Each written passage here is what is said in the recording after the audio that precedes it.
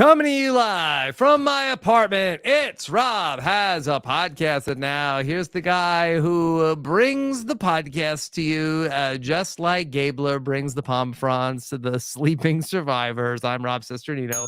Hello, everybody. Welcome back to our episode number 4 recap of Survivor 43. I'm very excited to get into talking about everything that's happening in the world of a Survivor today with a great guest.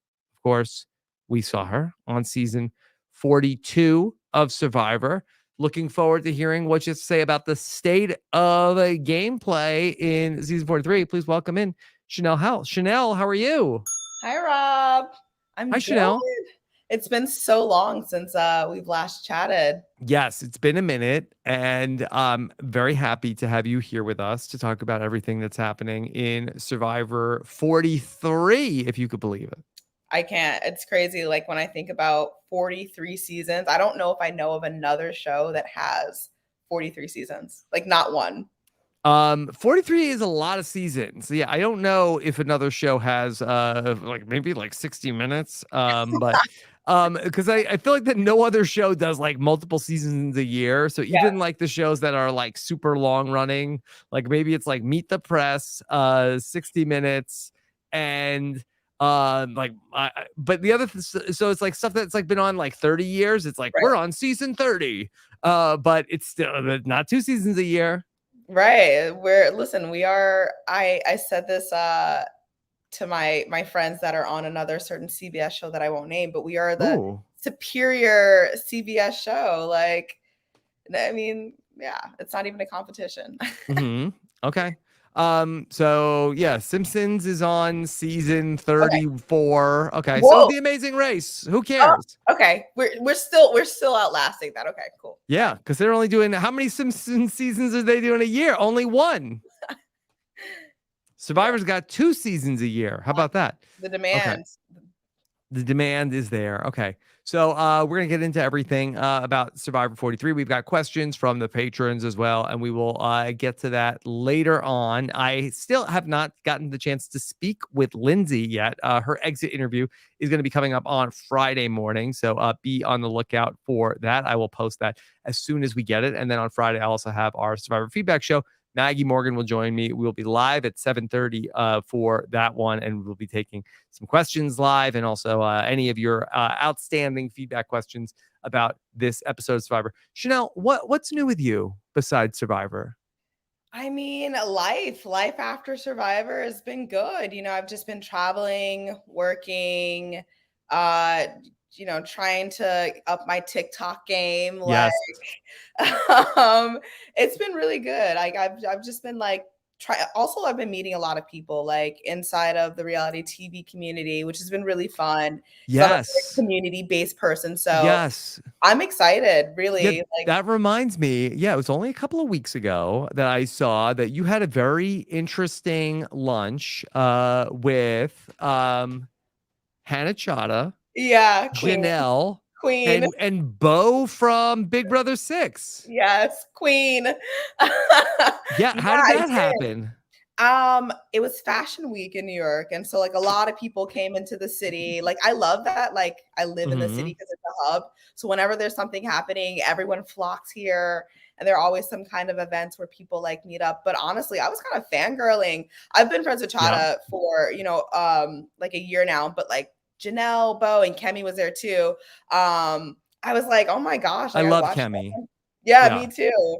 I was like, I watched y'all on TV. Like, this is like, I'm having a moment, So it's been really cool to meet people. Like the crossover is like, it's the best part for me. Cause I think I said this before, but I grew up on Big Brother, which then ushered in my love for Survivor, which I obviously love more. But that's how so it's just fun. It's been really fun. Can I tell you a real quick fun Kemi story that she texted me a couple of weeks ago, and she was like, hey, are you in the city right now? And I was like, no, why? She's like, well, I was supposed to go to this Survivor party, and they told me RC is going to be there. And I was like, okay, well, I guess that's cool. I'll see Rob. And no, I think it was RC from Survivor Philippines. That's so iconic. Like, oh my gosh, not the mix up. It's funny. Like I feel like a lot of the BB people, they don't know the OG Survivor players. Although you're an OG Survivor player. But Yeah. it's I've actually I won't go too deep down the hole, but it's so funny because after my season finished filming, everyone would compare my game to RC because she was the first boot. She lied about her profession when she really was in investment banking. I lied about my profession when I was really in investment banking. Like so many similarities. So everyone would call me the RC of my season. Wow, that's interesting. Wow, RC, what a legacy. Is living on. Yeah. And also, just to go back to the Chanelle and Hannah lunch, that looked like that must have been a really fun time because that night I was sometimes I wake up, I can't sleep, and I was just like on my phone, and it was like Chanelle is going live on Instagram, and it was like 3:30 in the morning. And her and Bo were in the hotel room. They were telling stories about from the day. That seemed like it was a fun day. Yeah, no, they're great. And that was my first time meeting Bo also. And yeah, he's a ball of energy, like doesn't stop. I love it. Okay. Well, you know what else doesn't stop? Survivor. Okay. Nope. And we're here to talk about where things are right now through season 43. You know, I've had a fun time getting to talk to a lot of the players from, 41, 42, and hearing about how they're feeling about now the second year of the new era. Yeah. Have you noticed any differences in Survivor 43 from Survivor 42? Yes. So one of the things actually that I like a lot about the evolution of the game is that they're trying out the twists, but also just evolving them just a little bit each season. And so like for me, the whole like beware advantage, right? I like how wasn't like that wasn't hinged on you getting people that you really didn't have access to do something. Like you literally had the ability to get other people's beads by your own kind of like savvy and your own, ability to talk to people, to change the fact that you didn't have a vote, which I can appreciate, right? Because I feel like in a tribe of 6, when you lose your vote, so there's nowhere to hide, right? But to give people the opportunity to earn that back, I think is a lot more of a fair way to do it versus it being like you just lost your vote and maybe you will cross over with someone from the other tribe that happens to have found this, but you don't really know. And so I do like the small evolutions of the like pieces of the game that are new for the new era of Survivor. Yeah, I think you're right about that. That's a good point. Where in the Survivor 41, 42 version, say like, okay, Mike in your tribe. Okay, well, it's like, okay, Mike, you're screwed until people on the other tribe find something. Whereas for Cody and for Carla, their destiny is really in their own hands. It Right. really comes down to, hey, you want your vote back? Go get those beads. Right. And I like seeing them like try and like figure out how to do it. Like I like the different approaches, Carla versus Cody's. Like I like seeing that. And I think that also gave the viewer insight into who they are strategically, what kind of game that they're playing. And so I think I like when a player has control of their own destiny, as you said. Like I prefer that because like Survivor's already a game of chance, and to add other chance on top of that, it's just like it feels like, it could just be a wild card. Chanelle, have you thought about how you would have gotten the beads from the other players if you found this beware advantage? Yeah, I kind of did. And what I thought that they were going to do, I thought that Carla was going to pull in James and say, hey guys, I'm making James something for his birthday. Yeah. Like, can I have one of your It was beads? his birthday. Yeah. Yeah. And so I thought she was going to do that, but she didn't do that. So I probably would have used that approach. I also might have been like guys, I want to make a good luck bracelet, or like maybe like let's put this together for, I don't know, like I would have come up with something creative like that, but to make people feel included in a part of it. Or I would have done the James approach. Okay. I would love to get your take on what happened last night with the Coco tribe and going to tribal council, where it seemingly was Lindsay seemed to be very safe, seemed to be not the target. And from the story we got on the show, was that Lindsay just basically spiraled and ultimately was the person that got voted out.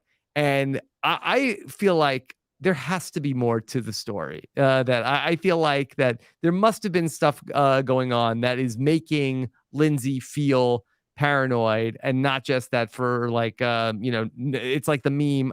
No, absolutely nobody. Lindsay, spirals out of control. Yeah, that's why I'm waiting for your interview with Lindsay, because I want to know that too.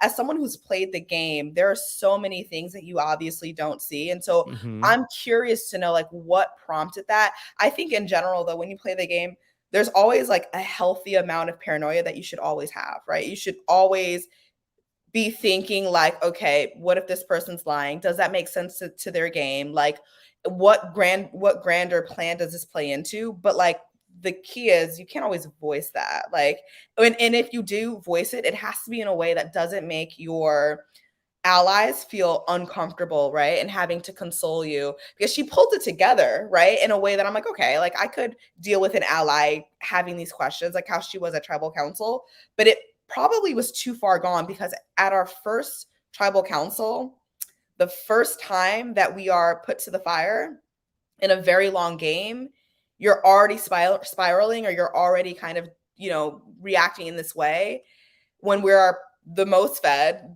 that will be the most like strong, that we will be the most like, we're still at 6 days in or something like that. I don't know how Hmm. many it is. I can only imagine 12 days in. I can only imagine 18 days in. And so like I want to know what else happened. I want to know like what else could have been there, because the spiraling doesn't quite make sense. I also know that James didn't talk to her, which I think is kind of nuts, to on a tribe of 6 not at least touch every person Hmm. before tribal council, even if James it's or Ryan? Ryan. I'm sorry, Ryan. Yes. Ryan. Yes. Um, to not like touch every person, even if it's a like, hey, we're good, all right, cool, Hmm. wink, something. And so maybe Yeah. she did have grounds for that, but we just don't really know yet. Yeah, and that's what kind of makes me feel like that somebody, and my theory has been that I feel like that Carla did want Lindsay to go, and this was sort of like, okay, that maybe like at what point, if that is true, at what point did Carla decide this, and did Carla say to the guys like, hey, don't talk to Lindsay, and that's why they're not talking to her, as opposed to and Mm. that's what's making her sort of spiral, and then because she is like feeling paranoid, that maybe that's just like a cycle of like, hey, oh, see, we got to get rid of her. Look at her. Look at how she's acting. Come on. Yeah, yeah, and that's the thing, right? Like we don't know which actually came first. And Yeah. like I think in playing the game, like that was the one thing that I personally wanted to avoid. And I might have played into that way too hard and overcorrected for that mistake way too hard, which is like, I want my allies to trust me. So I'm going to be like, cool, sure. That's the vote. All right, cool. Like you don't have to worry about me double checking, triple checking, needing Yeah. to like go and scramble and talk to everyone, which we saw like in my season that Romeo did, and he almost got voted off because of that. And so like I think that's like the one thing that when playing the game, was like, I don't want to do. I don't want to be that really, really paranoid person that ends up like cutting my own legs off essentially. So how do you handle that? Because I know in season 42, when we get to the merge, okay, now a bunch of people from your tribe suddenly like aren't sharing a lot of information with you. You see different people talking. They're sort of like being kind of shady with you about what the plan is. How do you stop yourself from getting super paranoid? I mean, that's the thing, right? That's why it's important to have one person. Like, if I could give advice to anyone who plays, like, have one person that you can like be very honest with and very real with, to be like, listen, if I start to like float a little bit, pull me back down to earth, right? Just keep me honest. And so, like, I think having that one person, it is maybe one way to combat that. But at the end of the day, you've only known these people for like what, less than 10 days. Even if you do Mhm. have that person, they might be like, oh, she's not the person I thought she was. Like, I don't know if I really want to play with her. So it's like, how do you strike that balance? And then also it's just like having the EQ and the self-control to be like, I'm freaking out. I realize that I'm freaking out. You can't freak out, girl. Like, pull it together. Let me take a walk. Let me splash some water on my face. And yeah, so I mean, like, that's really it. That's all you can really do. And like, go off your gut instinct. Yeah. I was disappointed to see Lindsay go out, but I mean, at this point in the game, it's like, you have all these people where every week you're disappointed with whoever it is that ends up going out. I was faked out. I did not think it would be Lindsay. Did they get you, Chanelle?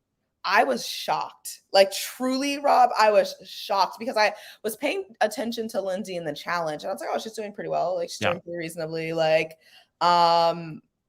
didn't make sense. And then they showed Gio, right? And I'm like, wow, Gio's very aggressive, very domineering. Like, I'm not sure where he's going with this. And you see you see Gio and Cassidy also kind of opposing each other. And I'm like, all right, so it'll be one of those two. Like, that makes sense for the game. And it's, it's exciting too, right? Because you have two big power players that are vying for like that alpha spot.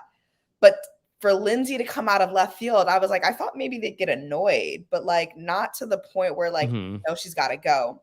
And they switch gears very quickly on that. And I do think that that's exciting, but I also think that that's like, not her going home is not exciting, but I'm saying I think that it's exciting to watch players that can make decisions very quickly, even if they have a plan, to be like, we're going to veer this way because we've just established in this very moment that no longer works for us.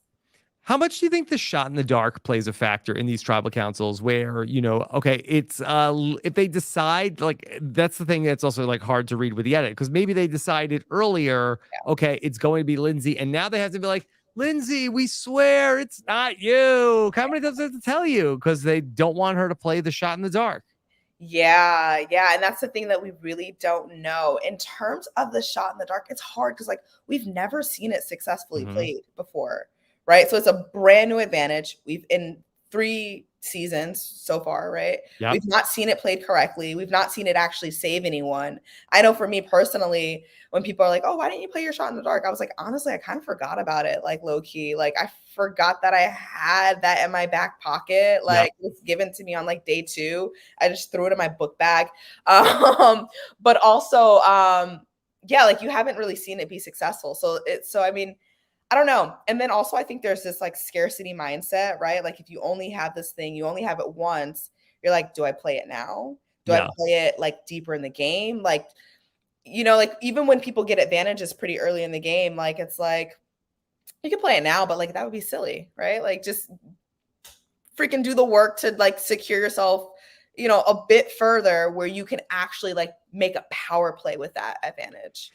Yeah, I was talking about this with Romeo last time about how that I just think that the benefit of the shot in the dark is not playing the shot in the dark. It's just that people think you have it. It's like, oh, okay, we got to scramble. Okay, we got to split the votes because somebody has a shot in the dark. It really can like send people to like maybe like make a mistake that you could capitalize on. Yeah, and I also think the shot in the dark is like not that elusive, or it's not that attractive because you lose your vote, right? And so it's like, on a tribe of 6, losing your vote is like pretty detrimental. And so yes, you would are the authority. I think like you said, the best part of the shot in the dark is like the ability to bluff with it, like what we saw Gabler do earlier in the season, which I thought was actually quite funny that he bluffed that in, and no one really was upset. I would have been upset if someone bluffed about the shot in the dark and didn't use it, but yeah. So after the events of last night's episode, I really don't love where James is after that. I felt like that James had like, James seems like he really knows the game very well. Seems like he's a really good player, but I feel like he's kind of at Carla's mercy now after Lindsay gets voted out of the game. What's your read on where James is?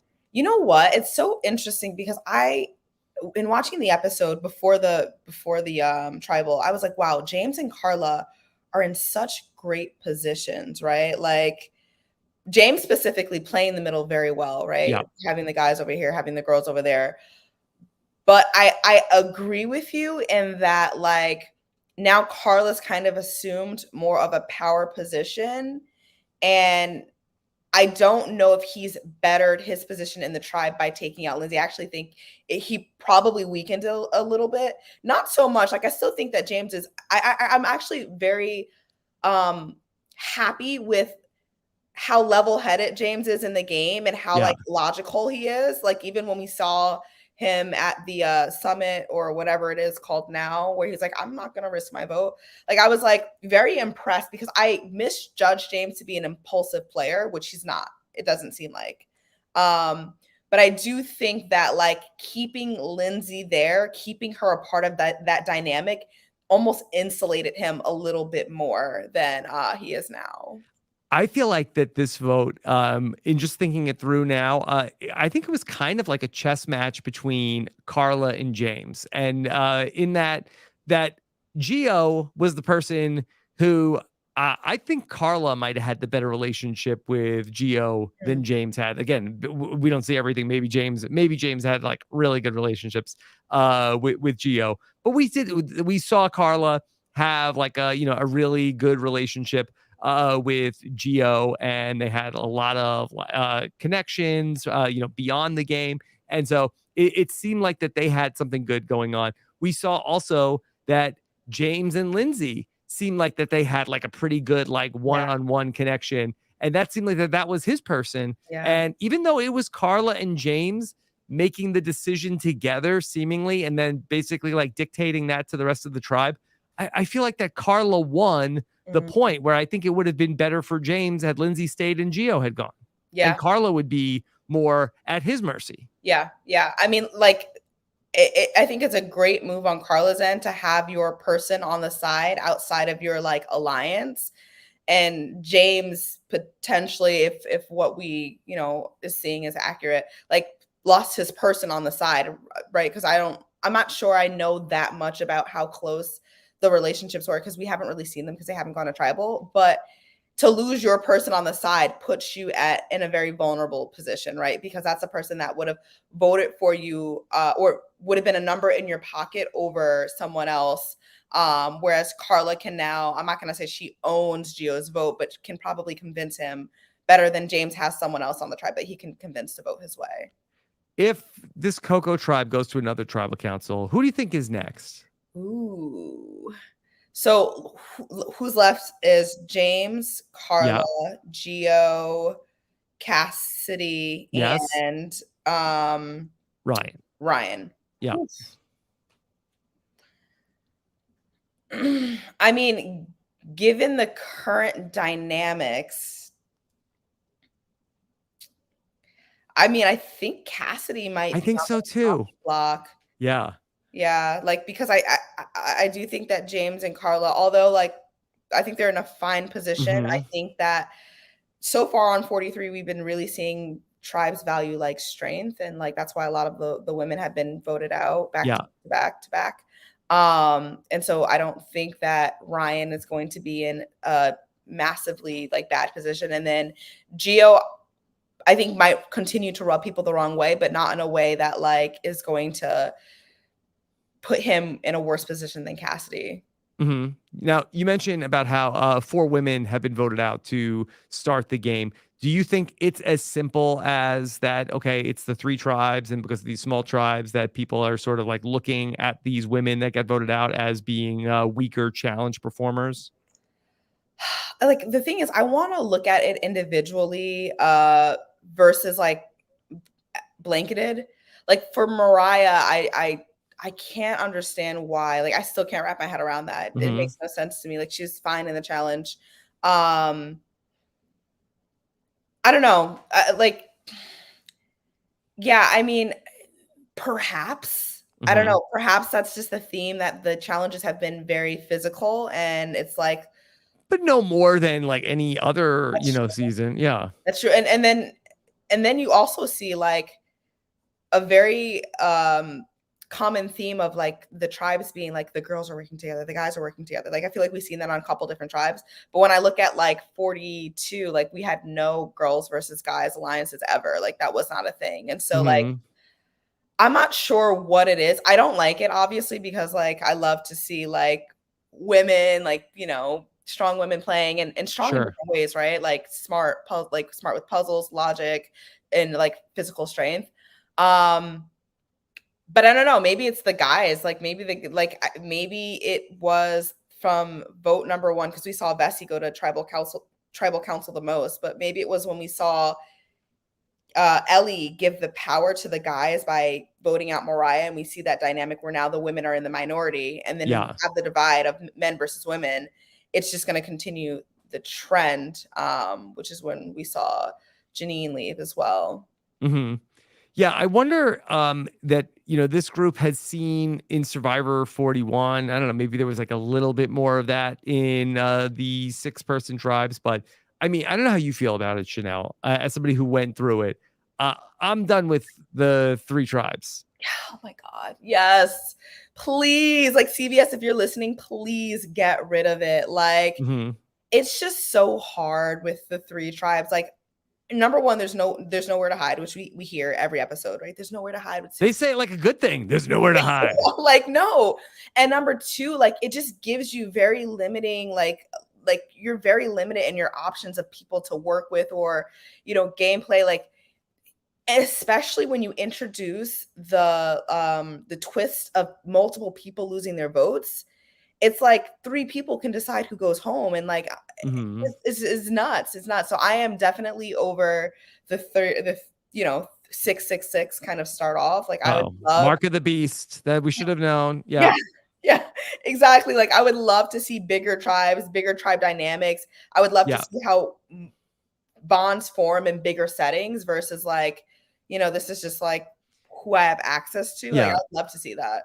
Yeah, just thinking about it and just sort of like in the evolution of the show, Survivor was getting like kind of stale, like in the early 20s, and then the RC era came along, and while they did do 3 tribes once upon a time, and we don't need to talk about that, they brought it back because we had in Survivor Redemption Island, Survivor South Pacific, and then Survivor One World. Basically 3 seasons in a row where sort of like there's like a day one alliance that basically runs the table and completely like decimates the other tribe. And so Survivor's answer to this was, okay, well, we're going to start the game with tribes of 6. And now these tribes of 6 where, okay, it's going to be maybe like a little bit more predictable pre-merge. It's an investment. And in the post-merge game, we're going to have really fluid gameplay. And that certainly bore out in seasons like Survivor Philippines, Survivor Cagayan, Korong. We definitely had that. And I have no doubt Survivor 43 will have very fluid gameplay post-merge. But the people that they get on the show, the people that are coming into the game now are, I think, so knowledgeable about the game. Like, this is not the Mactor era that played in Survivor One World or South Pacific. So I think if you brought people in and played in a tribe of 8, tribe of 9, it would never happen that one tribe just pagonged the other side. It would be fluid post-merge, and you could have it fluid pre-merge. That's the thing too, with like the type of people who are coming to play Survivor now, and just the way that the game has evolved. You're not going to see that same kind of gameplay. Like you said, it's going to be super fluid, I think, pre-merge, which is very exciting. And I think you'll see more of the game of like the voting blocks and like the people like kind of voting together for 1 to 2 votes and like completely switching the game up. Because just the nature of the game is so much different than like the era of coach who's like preaching loyalty and like staying, strong to your alliance and true to your alliance. Like, I don't even think that that's like a core tenet of Survivor anymore. Like, when someone gets to the end of the game and they say I was loyal, I'm like, okay, and like, I don't care. So yeah. Here in the chat, Chanelle, we have a commenter who says, I risked my vote and ended up in this podcast chat. That's from Omer Zahir. Hi, Omer. So what's the question? He's a lurker. He's a lurker. Okay. My question for you is, I would love to talk a little bit about this wrinkle that we had last night with the idea of having a tribe steal. Is there a better name for this? I think tribe steal is adequate. Okay. All Sure. right. So, all right. Um, we saw where Vessi won, and they had the opportunity to go and steal something from the other tribe. They selected Cody, and in talking this through earlier, it's unclear why was Cody the selection. I don't know, to be quite honest. Like, I think that was a off-brand choice. Like, Cody is a little different, Yep. fun, maybe a little chaotic, which is not necessarily who I would want to go to represent my tribe. Maybe even a little unpredictable, which is great for a viewer standpoint. But I would probably want to send someone a little bit more level-headed. Like, I know exactly who they're going to be when they show up. I know exactly like what the like we're all on the same page with what the goal is. I know exactly what they're going to do. And so I probably wouldn't have chosen Cody. I might have chosen like Okay. maybe like Dwight or Yes. yeah, I mean, I probably wouldn't have chosen Noelle because I know she's kind of like on the outs a bit for her tribe, and so I don't think she stands that much to gain by leaving her tribe for hours at a time or however long it is. And so, like, I think he's a questionable choice, but yeah, I think he was questionable. Okay. Would you have volunteered to be the person to go and steal from the other tribe? Chanelle now, yeah, I would have. I would have. Okay. But not Chanelle in the game? But Chanelle, who played Survivor before playing Survivor, would say no, right? Like, it's better to be unremarkable in a sense, right? It's better not to put a target on your back. Like, you have to weigh out what you stand to gain versus what you stand to lose. And whichever is bigger is kind of like where I would be at. And so, like, if I stood to lose more than I stood to gain, I'd be like, listen, someone else go.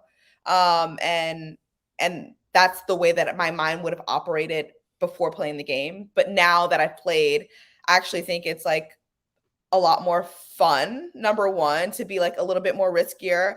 I think there's a lot more opportunity to expose yourself to other tribes ahead of the game. Like in 42, Omer, hi Omer. I know that from the summit that we went on, he went back to Taku, his tribe, and said, when we get to merge, we are working with Chanelle, period. And everyone was like, yes, we love that. Obviously, other factors kind of worked into why we weren't able to work together. Like, my tribe basically throwing my name in the Mhm. mud.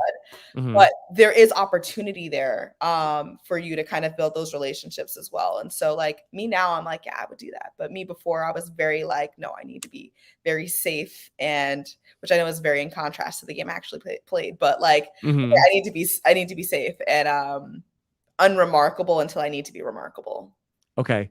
I just want to make sure that I'm following what you're saying, that you now would say go do it because this is maybe a once in a lifetime experience, and you're gonna wish you did do all these things. Yeah, exactly.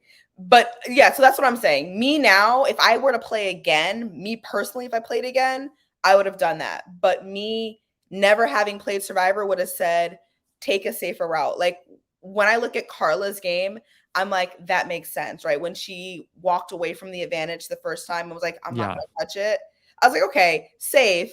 Not super like that decision specifically, not super exciting to like watch someone walk away from an idol, right? But like I get it. Um, but again, like once you play again, you're like, no, I'm gonna do this. I'm gonna do everything, right? Like I'm gonna take every chance, every risk, every Yeah. advantage, like whatever. Well, that was like something that Mariah said when she got voted out. That she said, and I guess this is one of Jeff's like famous lines of, play the first time like you would play the second time. And no one knows what it means. Yes. Like truly, you're like, okay, cool, it sounds fun. Yeah, Now you do though. yeah, but you now you do. But like in that moment when you hear it from Jeff, because I'm sure he says it to every season, it's like, okay, sure, like I'll, but really what he's saying is like play aggressively, like play like you're never gonna get a second chance to play. So everything that you would wanna like the mistakes that you don't know that you're gonna make, like, yeah, I don't know. Mhm. It doesn't resonate until after. Okay, so it was a big decision for Vessi about which camp that they were going to go to go and steal the thing, Yeah. and I thought this was a wild decision that they made. Of all right, we are going to go put the death blow on Coco because we're going to take their machete. Yeah. Which is a death blow, 100%. There's only one thing in this game that you could take from a camp that would actually hurt them. And in my opinion, it's a machete. Fishing gear, listen, we won fishing gear on Vati in my season. We did not use it. We used it one time and then it just sat and collected dust because we had no energy, like whatever. We were also lazy. And I don't know what else they had, but like the only thing that actually is going to hurt you is the machete. And it's not because you want to chop down more palm fronds. It's literally like coconuts. Coconuts have a shit ton of calories in them, like almost 1,000 or something like that. Wow. Yeah, it's a lot of calories in one coconut. And so not having anything but water is like it's hard. It is hard. Like the only reason I think most people are like alive and surviving is because of coconuts. So that's the only thing you could do. But like I think the question really is, right, from a strategic standpoint, do you want to hurt your opponents in the short term, or do you want to create goodwill and potentially, create something so that you can work with them in the long term? And so I think that's really how I would have approached it, which is like, I don't want to take a death blow, right? Because like, I don't know when merges, maybe, I don't know, whatever, I don't know, day 14 or 15. So it's not that far away. Yeah. And chances are this tribe hasn't lost yet. So like they might not lose again. And all these people I'll have to see at merge, and I don't want them to be kind of pissed that like I was very intent on hurting them versus building a bridge to work together. So you're not allowed to take the flint. That was one thing Jeff said. No way, can't take anybody's flint. Okay, but correct me if I'm wrong, and I'm not a fire making expert, but isn't the fire making process doesn't it require two ingredients, the flint and the machete? Yeah. Yeah, but here's the thing, Rob, which I don't think people really understand. Fire is really inconsequential in a 26-day game. Like you don't have to boil your water, right? You can drink it straight from the well. You don't have rice to boil. And if you don't have fishing gear or if you don't fish, then like we made fire on day 2 and we never had fire again after that. And it's completely, it's completely inconsequential in my opinion. What about for heat? I mean, listen, didn't need it.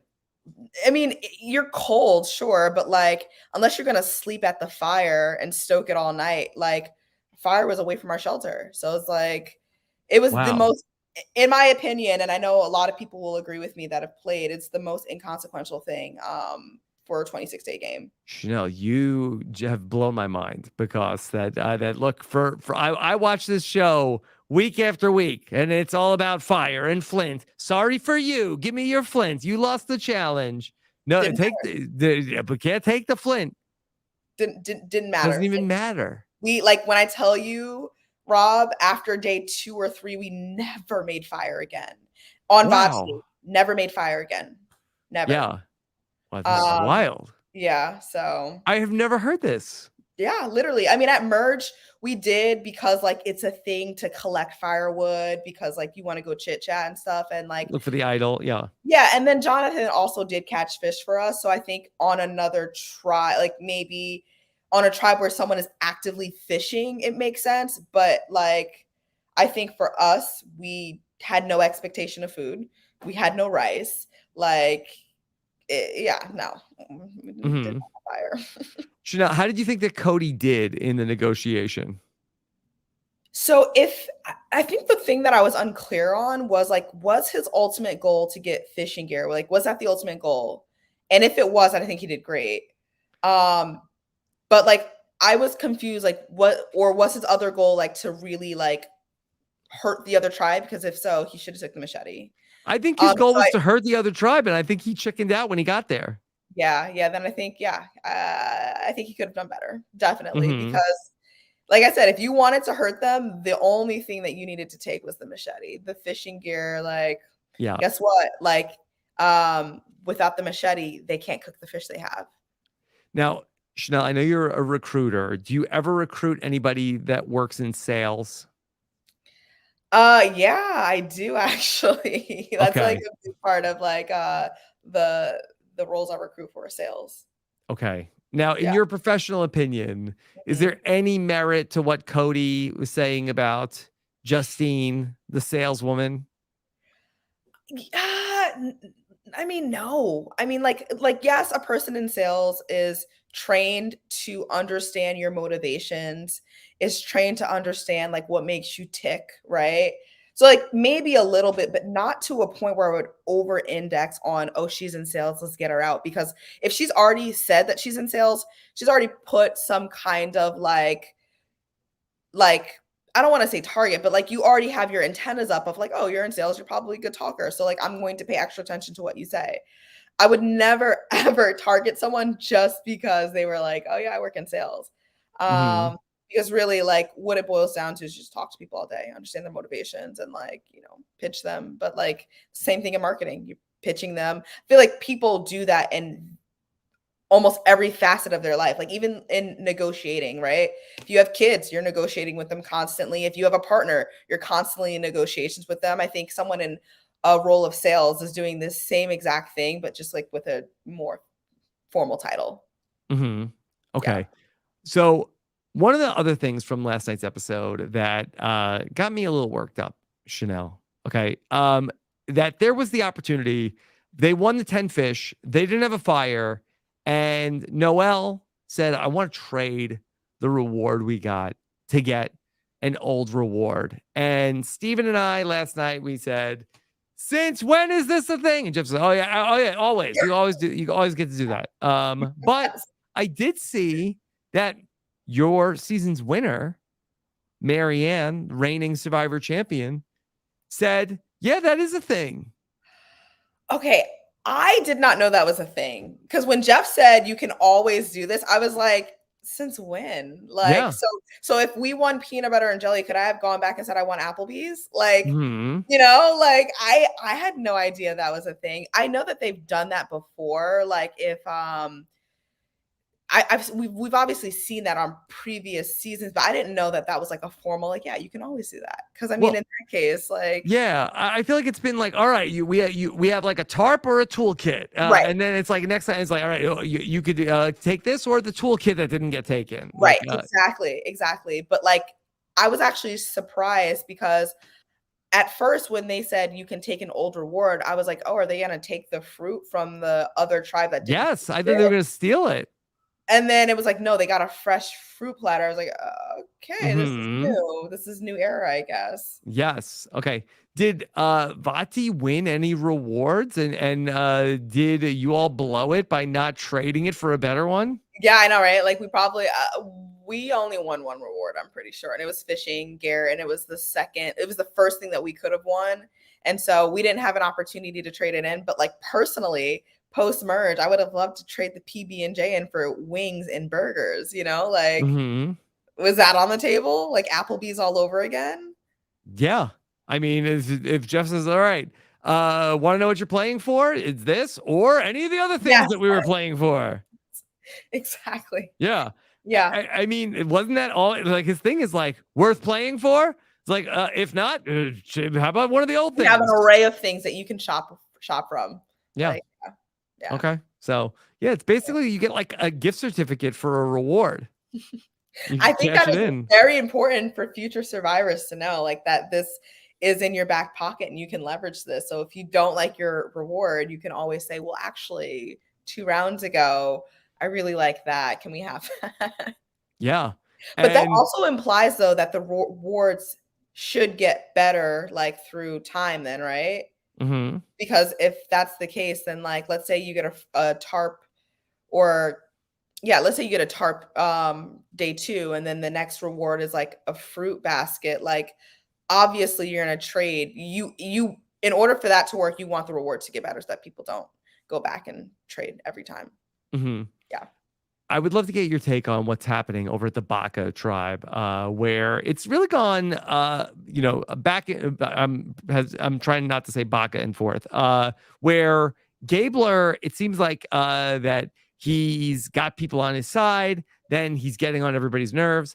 Last night was one where he really was, seemingly getting under people's skin. Chanelle, what would you do if, when you were on Survivor, somebody covered you with a palm frond when you were sleeping? Well, I would probably like grin and bear it and just be like, Oh. yeah. Yeah, like that was it's funny. I love Lydia, but Lydia and I like had a couple of like instances on Avati where like I'd be like, I want to sleep there. She's like, well, I want to sleep there. And I'd just be like, and I just like turn over and go to sleep where I was, you know? And so like it's annoying, but that is like that's just a part of the game, right? Where you're gonna get annoyed with your tribe mates. Everyone's cast it for a reason. Everyone has weird little quirks about them or weird little things about them. Like people are casted to be chaotic, period. Like you're going to have chaos. And so I think one of the things that you have to have as a good survivor player, which we well, I'll get there in a second, but which we see between Gio and Cassidy, right? It's like you have to be able to like compartmentalize. Like, yes, this is annoying me, but no, I can't show it on my face. No, I can't tell you that you're annoying me. No, I can't get frustrated because like if I do, this very insignificant, petty, small thing could mean that like you now dislike me and don't want to work with me and don't want to vote me out the game, right? And so like I would just kind of be like, oh, like thank you, like make people feel valued, make people feel appreciated, which is hard to do when you're starving and you're sleep deprived and you're on an island. But like it's kind of like the game that you have to play, right? It's like chess, not checkers, right? Mhm. Who do you think is doing a good job of that? Ooh, I don't know actually. Like from I feel like now I need to go tribe by tribe just to think who's doing a good job of playing that. I don't know. I don't know if I have an answer to that. I don't think I know yet who's doing that. I Mhm. don't think I have that visibility yet, honestly. How do you think Baka is going to deal with this situation with Gabler if they go to a tribal council? Gabler has another immunity idol, or his immunity idol is keeping him safe for another tribal council. What do you think that looks like if we see Baka go to another tribal? So I think that there's clearly a lot of like momentum around the men of Baka, right? Because you have Gabler who is playing dumb to Hmm. Noelle. Noelle is the only woman left on her tribe, correct? Noelle is the only person, the only woman left on Vessi. Yes. Yeah. Um, which I think puts her in a precarious spot at the next tribal. And I think also just given like that she was so close with Justine and you know, like there was a little bit of like um kind of buzz there about them being super close. I mean, I think she's on the outs. I think Gabler is entertaining. Like, I love him playing up the like stupid, like you know, I don't know that this idol is still like good for me. But I do think that like if the other Baka tribe members are smart, that they would pull in Noelle versus isolating her further. And I think that like I'm sorry, I'm like trying to remember who's on Baka. It's Noelle, it's No, Gabe. Noelle's on Vessi. So it is Ellie, Janine, Oh my god. Gabler, Oh my god. Sammy, and Oh, yeah, and oh, Owen. okay. Sorry. Okay. Ellie, yes, Ellie, Janine, Gabler. Um, who is it? Sammy and Owen. Sammy and Owen. Owen is doing a good job actually of that. Owen is doing a great job of just going back of playing it cool, by the way. Yep. Okay, sorry. I get the tribes mixed up because It's early. it's still very early. Who is in trouble? Um I think that I know that Owen was in trouble the first tribal, right? But I think he's re-solidified himself in a good space. Um Ellie seems to be a power player. And I really do like Janine a lot. I think Janine is like under the radar, but playing a very solid game. But their kind of closeness is kind of being noted. I don't know who is on the chopping block if they go back to tribal. Like I'm just trying to, but I do know that like it's being noticed that Gabler. I'm sorry. It's a tough season to predict. Yeah, it is. I've been doing these predictions and I've been wrong every single week about who's going to go home. So it's not easy. Like they're not really giving us a lot. Yeah, no, and it's interesting because like the episodes are longer, but it's still like I'm still trying to figure out like who and what in predictions. But I do think that like Gabler is being noticed as like being a little bit more physically fatigued and like struggling to fit into the social dynamics of the tribe. So I would say him, but it seems like he's got the guys kind of close to him. So I don't know. Mm-hmm. You know, I would love to get your take on. We saw the Survivor players go to. We don't have a great name for where they go. It's not Shipwheel Island anymore, but is it Risky Rock, Card Shark Island? You know, there's a lot of names out there. Do you have one that you like? No, like I don't know, like I like Risky Rock, like I like that, like yeah. So all right, so they go out there, and we saw that Noelle, she was going to tribal council. And we saw Owen and we saw James that decide very quickly, okay, you need the thing tonight. We are not even going to risk our vote. Do you feel like that decision was informed greatly by those players having so recently seen you and Omer go to Shipwheel Island in season 42?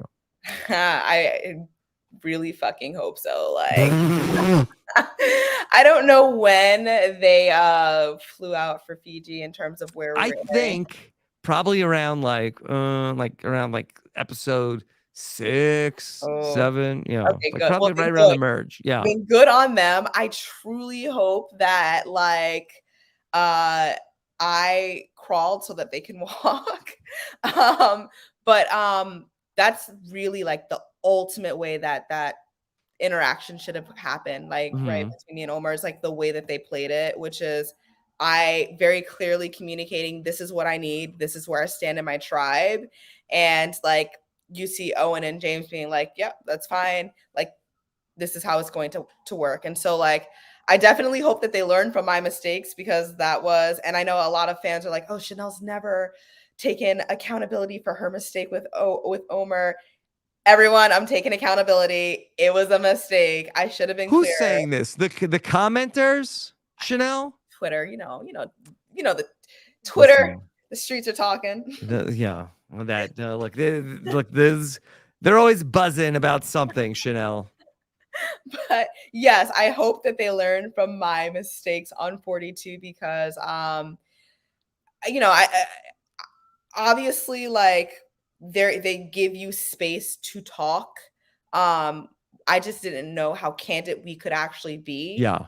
And so I'm happy that like they now know that like you can be candid and speak very clearly about exactly what you want and exactly what you need, and you don't have to kind of be like vague about it. Well, I think that's a good lesson, because I feel like that as a Survivor player, I think you should always be pushing the envelope with what you can get away with from production. Like, let them tell you no. Yes. Don't take it upon yourself to say, am I allowed to do this? Just do it.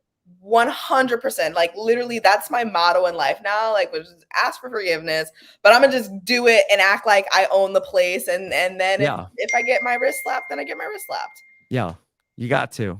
Okay. Now, one of the things I thought was interesting was where they said, okay, we're going to let Noelle take the thing, and she's going to make a big move with the vote steal. Yeah. Okay. With this advantage, she's going to use it. She's in trouble, and she didn't use it. Now, do the guys end up being a little pissed when they get to the merge if she didn't use it? I don't think so, right? Because like they don't know the tribe dynamics. I know certainly if I got to the merge and I'm like, oh, you took out another woman, I'd be like, I have questions. But like the thing is, you truly don't know the tribe dynamics. You don't know if she was on her own, even if an extra vote would have swung anything. you really don't know. And so ultimately when you give up that advantage, you give up like all what's the word I'm looking for?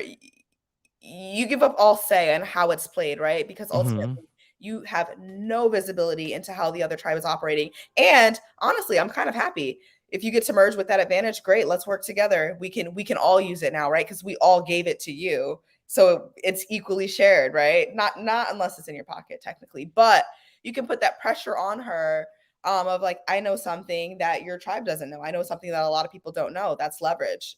Mhm. Another interesting part of the episode last night was that we saw the tribes working together. After the puzzle was solved by Vessi, they ended up trying to help Baka end up getting ahead of Coco. As somebody who has recently come through the game, what was your response to that? Yeah, like I don't know if that's the smartest thing to do because like you you limit number one, I say this a lot, visibility into like the tribe, like into the other tribes, which you don't have. You could do that, right? And in hopes of like building a bridge so that maybe at merge they work with us and we take down the tribe with the larger numbers. But like you don't know the fractures in that tribe, you don't know the dynamics of that tribe, you don't know like there's just so much that you don't know that like you prematurely limit your options. And I'm not saying that Coco's never going to work with them because they help the other tribe, but there's obviously going to be some kind of sour taste. And I think what you want to be as a tribe is you want to come into a merge situation with as many options on the table as possible, with as little soured relationships as possible. And I just think that there's a lot of risks there that I don't know if it's worth it. Because I mean, will Baka be grateful that Vessi helped them? Yeah, sure. Um, but is that worth more than Coco being like, we don't really like them. We'd rather Yeah. work with the other tribe. Was there ever any discussion in season 42 of, that not so much from your tribe, but more so from Ika? There was some talk about, oh, Taku is just winning because they have Jonathan and that, he's pushing them over the edge. And was there ever any discussion about like if Taku is struggling, should we try to help Ika? Um, we would have never done that. Hmm. No, we would have never done that. We definitely would have never helped Ika because I mean they had like the Goliath of Survivor competitors. So no, In who? Jonathan. So did I get it wrong? I thought he was Taku. Yeah, Taku. Sorry. Yes, Okay. I got it Yes. wrong. Sorry. Okay. So I think, I think though, like what I don't think we would have done that, right? Because that would imply that we were all like solidly together and like wanting, well, I thought we Hmm. were, but like wanting to like as a whole kind of work with another whole tribe. Yeah. Um, and I think like at merge, that was something that we wanted to do, but like prematurely, I think we were very focused on self and like we were actually the tribe that dwindled last, right? Like every other tribe had less than us until that last challenge where we evened out before we merged. And so it wasn't more of like a let's help them because they're like doing better than the other tribe, because really we were the tribe that had the most people. Typically in these merge situations, like one tribe comes in with numbers. I mean, that's like what we saw in season 41. Yeah. Your season was so unique in that it was 4 and 4 and 4, Yeah. which we never had before in the history of the show. But as you're out there, are you thinking about like, okay, well, if this tribe has numbers, okay, we're going to pair up with this tribe and then, okay, we'll be able to then take hold at the merge? Yeah, I mean that those were thoughts that we had, but I think also our season's so weird because people are so individualistic where like truly see a crossover. Like you see I like this person from Ika and I like this person from Taku and I like these people from Vati, and that's how it was formed. And it was very like individual versus like people wanting to work with their own tribes. The only tribe that did that was Taku, and we saw how that played out where all 4 of them got to the final 5 or final 6, you know? And so we didn't do that, and I think that was a major flaw in our game, which was like, we should just combine tribes. Like, you shouldn't try and cherry pick this and that, like, from other tribes. There's just way too many dynamics. I think you should just combine, like, 2 solid groups and, like, try your best to, like, keep them together. Now, do you think after this, it's official that it will be Vessi and Baka and Coco is on the outs? I don't know. I don't think we can say, honestly. I don't think we can say. No, Hmm. I think because again, like we're in such a evolved era of Survivor where like you see the individualistic game. I don't know if we see like what I just described, which is what I think is smart two tribes like Hmm. come Yeah. merging. I also think it's going to be interesting. I think that we are not going to have the hourglass in season 43. Jeff has said that. Yeah, I thank do think we're still going to earn the merge. And I wouldn't be surprised if we still have a scenario where we go into 2 groups of 6 and 6 people are immune at the merge God. vote. Mm. Yeah, that's hard. And listen, I don't mind the idea of like working to earn the merge, but I do mind the idea of like half of the people being immune because like it just requires you to play such a different game, Hmm. right? We're in a situation where you are like normally like we see this in season 41 with Sydney where she was like in a fine position was now like thrusted in a world where like she didn't really have a lot of control, right? Like and so I we might see it. I don't love that twist, to be quite honest. I think everyone should be on the table. Like if you want to earn the merge feast, fair, but like to earn the merge in a way that like 50% of the tribe is immune is just like it feels a lot like how we feel about a 6-person tribe starting off Hmm. game. Yeah. Honestly, I don't hate it. With like I think it's made for certainly like some interesting votes in 41 and 42. And I think that, just in terms of like being like a TV producer, I felt that the merge vote at one point in Survivor history was like a very exciting vote. And Mhm. I feel like a lot of the merges like leading up to season 41 were pretty lopsided. Like I think that we went from instead of it being a big showdown, we were getting like a lot of like 11-2, Yeah. 10-3. So, yeah, I don't mind it so much of earning the merge, especially if we're gonna get the hourglass. But I didn't go through it. But yeah, as I say, Rob, as a viewer versus as a player. As a viewer, sure, exciting. As a player, like But you were safe. yeah, I was. I was saved by it, right? But I couldn't imagine me and Lydia being in different positions. And I'm like, oof, I was supposed to make it and now I didn't because, but I was, listen, I did benefit from that, Hmm. very nicely. Obviously, I like made the merge officially and was able to, be on the jury. But in any other position, I'd be like, this kind of sucks, Hmm. objectively. Chanelle, I have a lot of questions for you from the listeners Yeah. of Rob is a podcast. Okay. Let me start to bring in some of them. Why don't we start with somebody that we know very well? Uh, A listener named Zach Wertenberger wants to know, who do you think is playing a scared game? Why does he say a scared game? Oh my God. My cast makes fun of me for this. Shipwell Island. Apparently, not apparently, I did. I said, I'm not playing a scared game. And I turned the wheel and risked my vote and lost it, as we all know, in Hmm. the game. Who do I think is playing a scared So game? they call you the RC. They make fun of you. I This know. is this is bullying, I Chanelle. know. Like, I deserve a lot more respect, okay? Hmm. But to answer the question, Zach Young King, um, who do I think? I hate the term scared game because I think like actually like who's playing a logical game, right? Who's playing Hmm. a game where like a safe game, which is like, smart because we're still very early on, right? Where like one of my favorite games, I know this is a tangent, one of my favorite games to watch is Sarah in Game Changers because I feel like in the Okay. beginning, like she was like very even and like in the know, but like didn't have to drive it, right? We saw drivers from other people, but towards the end turns it up, and I'm like, that's exactly the type of game that I was trying to emulate, which is like, well, failed at that. But like, I don't really subscribe to the idea of a scared game. Like, I think there's like safer, right? Long-term, logical, even until you need to then become like, turn it up and make big moves and like, be a fire starter.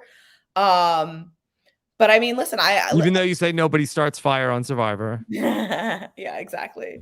Mm-hmm. But listen, I like how Carla's playing the game. I think she's being logical. Even her like walking away from that versus when you see Cody's like, "No, I'm gonna grab it." Like, you're going to tribal council in 10 minutes. What are you doing grabbing that? You know exactly what that means, So I like to see, like, I like Carla's game. I think she's doing a really good job. I like Owen's game, and I can't pinpoint exactly why I like it, but I do think that he's like very level, very logical, very even. And again, like Janine, I really like Janine's game in that she's like almost being like a little bit more aggressive, like was like, no, let's go through this person's bag. Like, like let's figure out the things that we need to figure out. So shout out to Jay-Z. Really, really want to see more from her as well.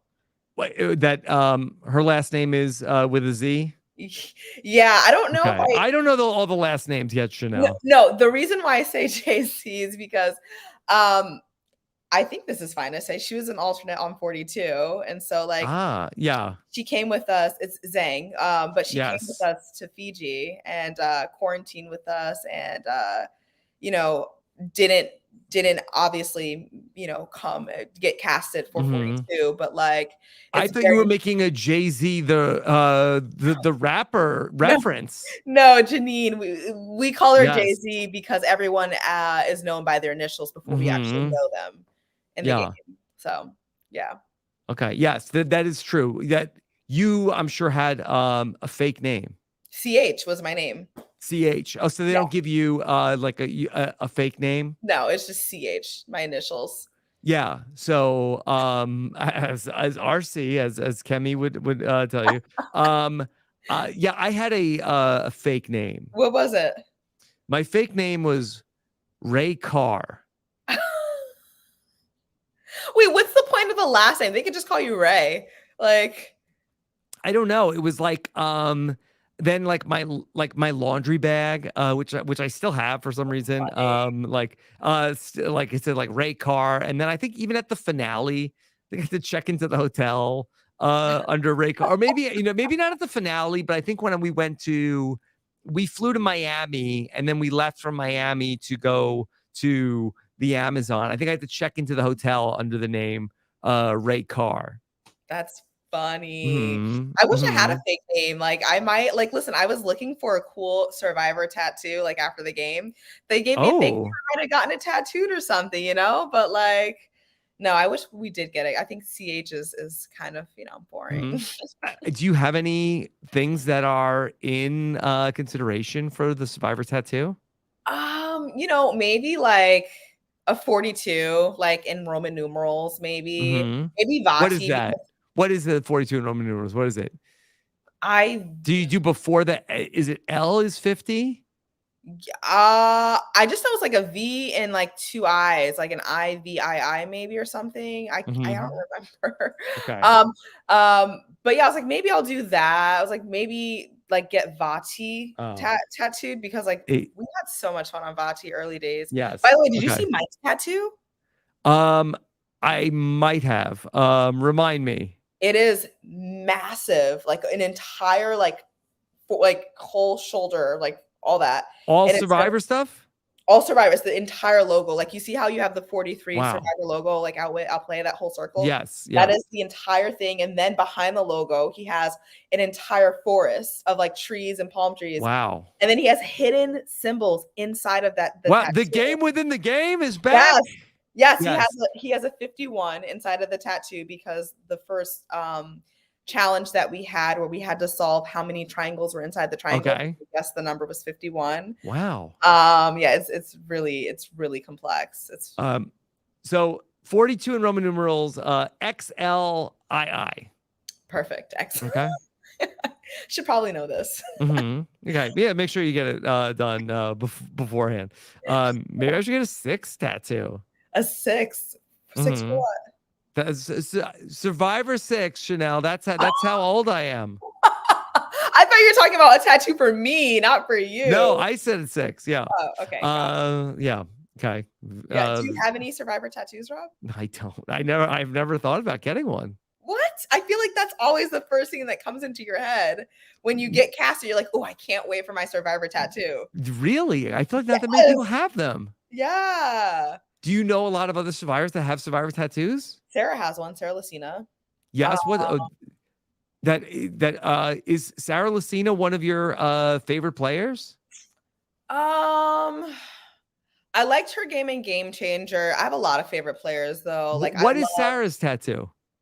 I actually haven't seen it, but someone told me she has a really sick tattoo, and that's just Whoa. in the top of my head. And then I don't actually know anyone else who has a survival tattoo. Yeah. Now that I think about it. I know there were a lot of people like in the early days Yeah. that had them. And I'm trying to think if anybody from my cast had gotten them. But hey, that's cool that, people, this is an experience that, Forever changed. yeah, can really, shape the rest of your days. So that is cool. Yeah, I got to see Mike's. Yeah, no, it's I'll send you a photo. It is like really serious. Like it's big, full on color, secret messages hidden in the tattoo. Like it's like he committed fully. Okay. All right. David Schwartz wants to know, Chanelle, would you try to recruit anyone from this cast? I think it would depend on what position are you trying to fill. Yeah, I mean, like a lot of people on the cast seem smart. Like Justine, like she's very smart. I know she's like sales, but like something very intricate, cybersecurity or something like that. Seems very smart. Definitely would recruit her. I think that Mariah, like energy, like if I brought her onto any team, I'd be like, yes, we're gonna have cupcakes every day. Yes. For Can she breakfast. make the transition into the business world from being an educator Yeah, why not? I love it. into Like, the private sector?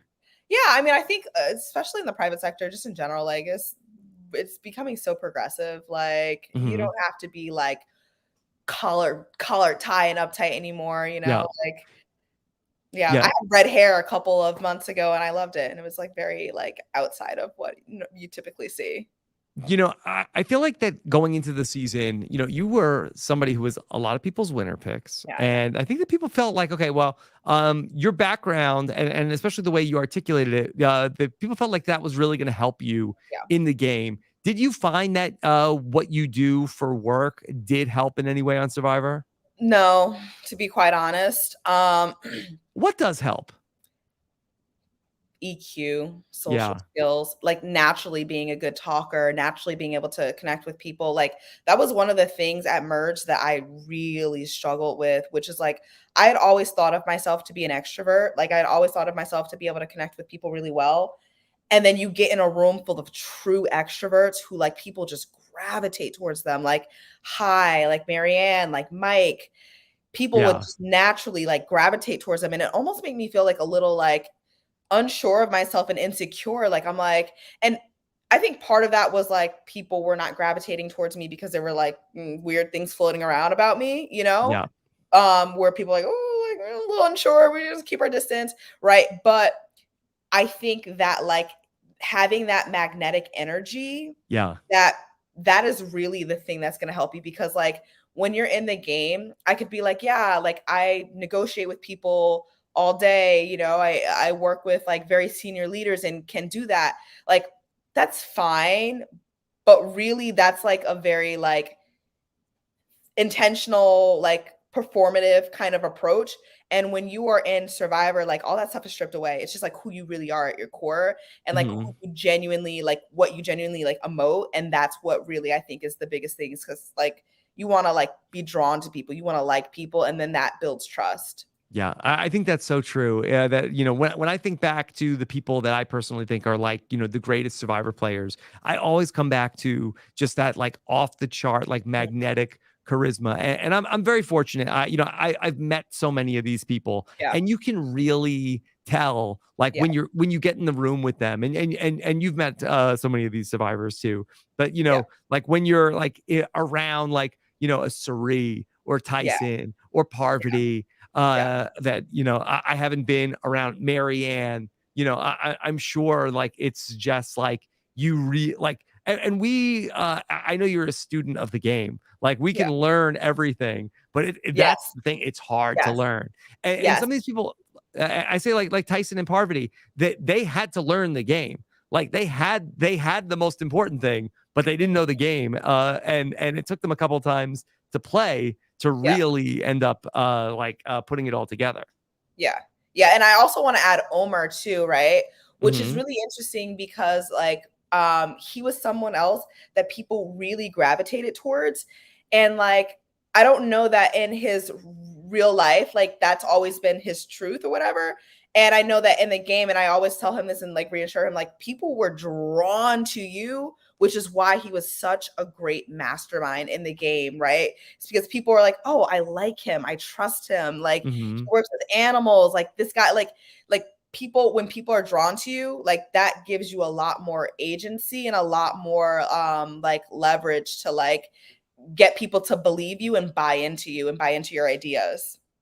Okay. Michael Butler O'Rear Jr. wants to ask you, in what way, if any, did your experience with ORGs hurt or help you on Survivor? Ooh, someone actually asked me this literally like 3 days ago. I know everyone's like, Chanel's so game body, whatever. Like, all right, I promise I wasn't Is game this the Twitter body. people again, Chanelle? Yes. We're not talking to them. Okay. Okay. Twitter, a bit of Reddit, I check sometimes. Hmm. But Oh, no, they know everything. How did um, they do? Where's their right, Survivor exactly. tattoos? I'm waiting to see you guys' cameo. Like I'm waiting. Hmm. Um, but I would say yes. I do think that the ORGs help me process numbers very quickly in my head. And I know like a lot of people are like, why did Chanel make the mic vote? Or why did Chanel do this and that? And it's because I was like very much used to, I literally did an ORG right before I flew out for the show.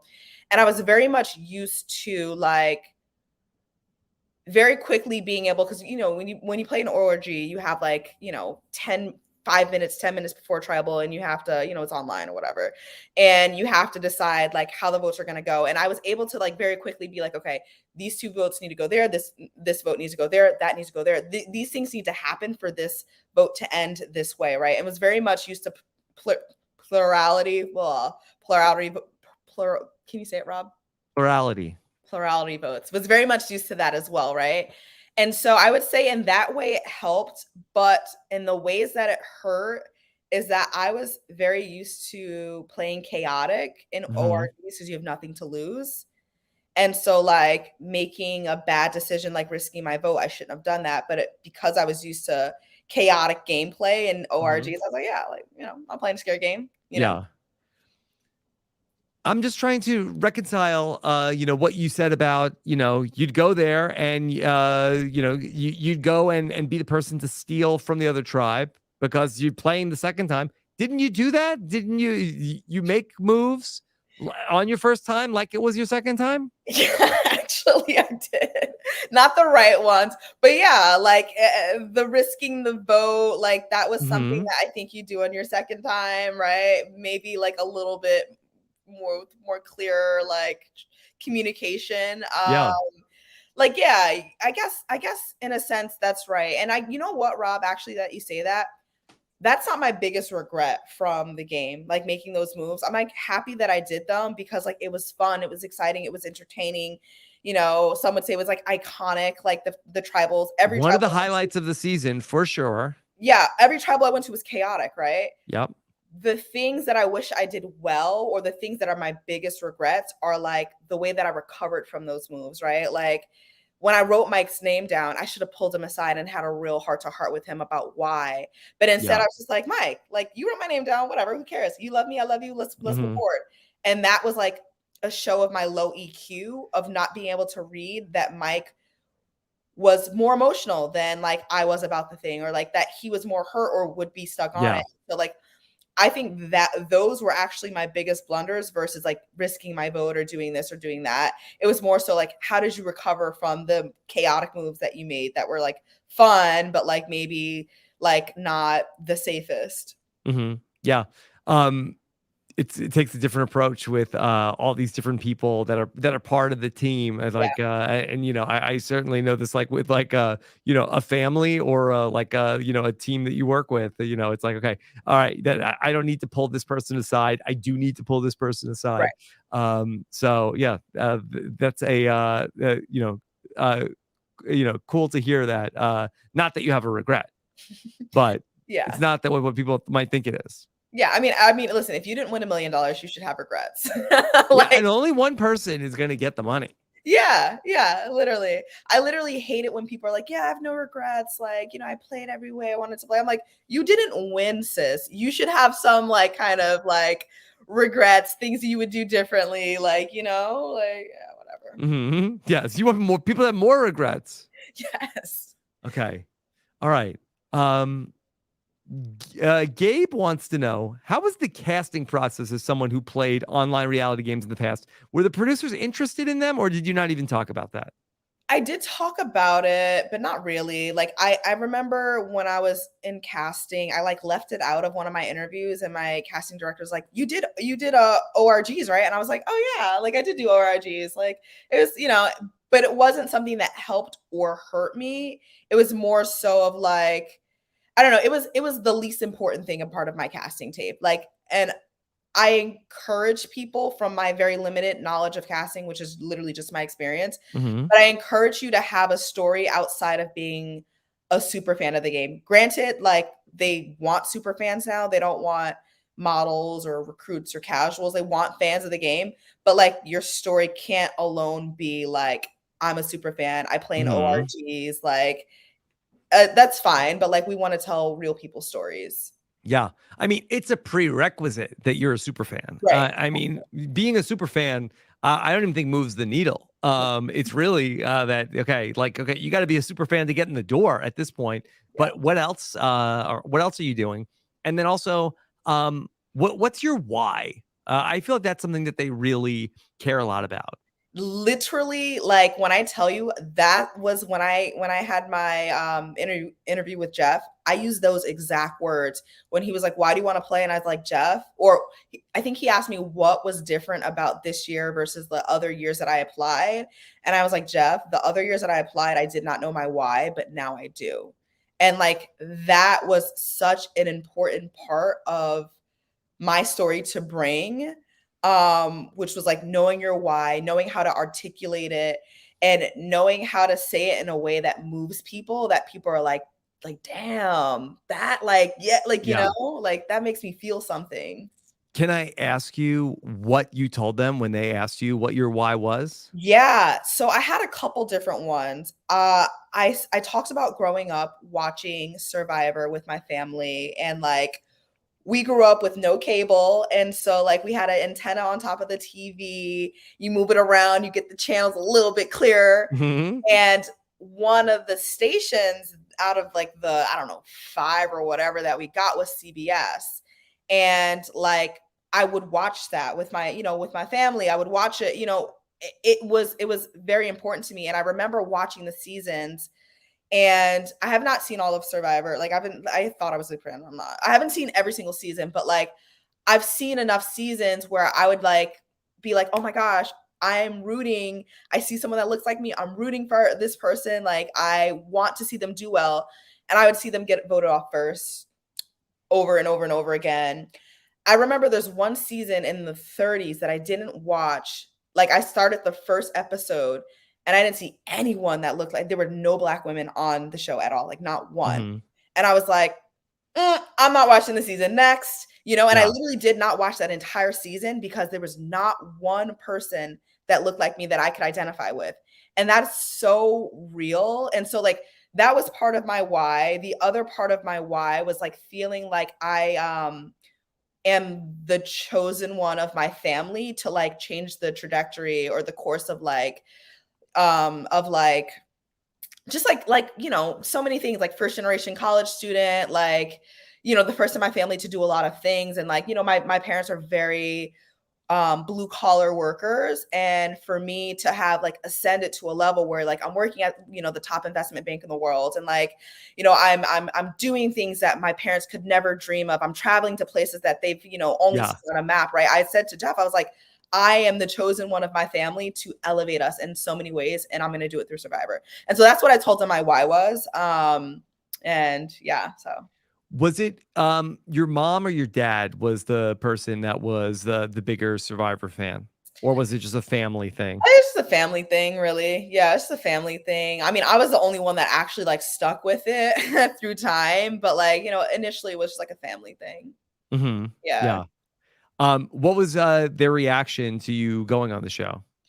Oh my gosh, my mom did not want me to go. She was like, "This is crazy. Black people don't do this." Like, "No, no, no." She didn't want to like, you know, because there's like stuff that she had to do. She's like, "I don't know if I want to like sign away your life to you Mhm. know to Survivor." And then my dad was so excited. Like I had just gotten a new job, like, you know, after being out of work during the pandemic. And so like obviously there's a bit of like there's a bit of apprehension, right? To be like, I just got a job after being fun employed for the last 8 months. Like, I don't know if I want to like potentially give this up to like do Survivor, which could or could not pan out in my favor.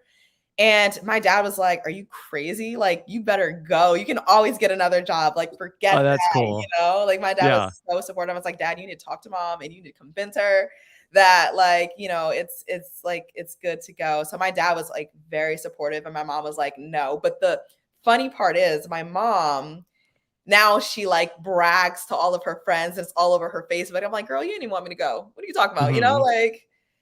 So yeah. Mhm. Um, Danielle has a question for you. Wants to know if you had seen season 41, 42, and then you went on to play in season 43, how Hmm. do you think you would have played differently? If you would have seen the new era? Oof. So I mean, like, follow-up question, and I'll is did someone play in place of me the same way that I played, and I saw that mistakes that the person Oh, made? interesting. That's my first question. I'd say yes. I'd say yes. Okay. Some other CH Yeah, okay, perfect. Cheryl Hines, okay, that she played in your spot, and then you got to see that. Yeah, I mean, like the glaring things, right? Which is like it would be more so of making sure that like, here's the thing, right? You learn the game, or for me, I've learned the game better or better how to play it because of the mistakes that I made and the like you reel over your mistakes, right? Like for months, the first thing I thought about when I woke up and the last thing that I thought about when I went to bed was like Survivor and the mistakes that I made. Like Yeah. literally for months, I would replay my confessionals in my head, in the shower. Like you reel over these things. And so like What about the confessionals? I don't know. I would just be like, did I say this? Did I like say that right? Like, was I snarky enough? Was I funny enough? Was I interesting enough? Like, Oh, I would before the show had aired. before Yeah. it aired, Got it. I would replay the confessionals in my head over and over. Like, literally, you reel on this, right? And so, like, the question's a little bit hard to answer because, like, I would only say now that I would play differently because I've reeled over this stuff for months, you know, and I've like Mhm. gone through it for months. But like objectively, like kind of taking myself out of the equation, before you play, you already know how you want to play, right? You want to be, for me, right? Like I bring up Sarah Lucina again. Like I knew I wanted to be even. I wanted to be like reliable, strong, reasonably good at all these things, but never exceptional until we get to that final like half or quarter of the game where you're like, okay, now like I need to like pull out the stops. Like very much like how we saw Marianne's game where she was like not very like driving anything, didn't have a ton of agency until she did, right? Mhm. And killed it, crushed it. So um would I play differently seeing the new era? I probably would want to be just as chaotic. So Yeah. Look, I mean, look at Cody, where people are like, oh, that he's so much fun. I mean, I think is it the best gameplay? I don't know, but it's good TV. Yeah. And that's the thing. Someone asked me too before I played. They're like, listen, you need to make a decision. Do you want to win or no? They said, would you rather win? Actually, it was Davey. He was like, would you rather win or would you rather be entertaining and like remembered? Yes. And I was like, okay. I'd rather be entertaining and remembered. That's the big Jeff question that he's like, would you rather win and be and be hated or lose and be loved? Oh, listen, that was my perspective before the game. After the game, when I have to wake up and go to work every morning, yeah, I'd rather win the money. Mm-hmm. Every morning I wake up, I'm like, I don't have $1 million. Yeah. I think it's really a matter of degrees. It's like win and how hated. Yeah. Like you win and you're canceled. Like is it that bad, or do people just like yeah, you're not my favorite? Yeah, exactly. Degrees of it. And how loved also. Like how is it gonna get me like $1 million in brand deals? Am I gonna get a Lay's chip deal? Like, yeah, like Taylor from Big Brother is a good example where Taylor could have not won the game, and she still would have like come out to like this like, and the fact that she did win and also came out like was like truly incredible. But like I really feel like that there would have been like like she would have had a lot of success even if she wasn't the winner of the season. Absolutely, 100%. I remember like halfway through the show, it was like vote for your favorite reality TV star, and then like she's like like head and shoulders above like Kim Kardashian, like all these people, Scoops TV award. Yeah, exactly that. I'm like, yeah, she's good. Mm-hmm. Okay. This is a question from Joey Jadlowski, who wants to know, what are some examples of challenges they could do to minimize the get rid of the women mentality that has been an ever-present fixture on the show? First off, let me just ask you, do you think that if you were going to diagnose the problem, is it the challenges being too physical, or do you think that that's not entirely it? I don't think that's entirely it. And the reason I say this, though, is because, like, if you look at my season, right, like, it might just be not casting, like casting does a phenomenal job, but it might just be who is cast. Like 442, I remember Daniel did not have a shoulder, and I couldn't care less. I was like, yeah, I'll still align with you. You'll still be my number one.